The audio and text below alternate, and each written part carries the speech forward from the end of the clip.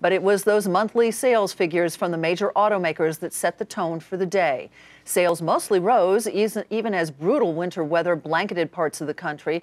But for some, that just wasn't enough. Chrysler missed estimates despite sales increasing nearly 6%. Ford's numbers were off by 2%, much worse than expectations. The standout was General Motors, posting a 4% rise, better than expectations as truck sales surged. Shares of Fiat Chrysler and Ford slumped, while General Motors rose a fraction. Phil LeBeau has more on last month's auto sales. Pardon the pun, but February auto sales were colder than expected. Sales last month rose about 5%, with the pace coming in at 16.23 million. That was below estimates of a pace of closer to 16.6 or 16.7 million.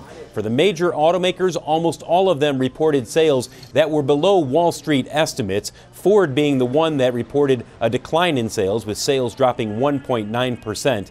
What happened last month?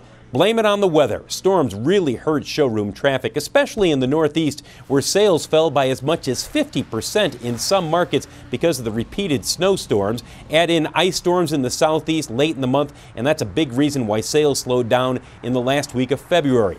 That said, there were a couple of bright spots. Pickups and SUVs are still in heavy demand. In fact, GM truck sales were up more than 30% last month. The real question is what happens with auto sales this month? That's because March is the beginning of the spring auto sales season, where we really start to see business pick up. If the weather improves, most dealers around the country are expecting that we should see auto sales move substantially higher.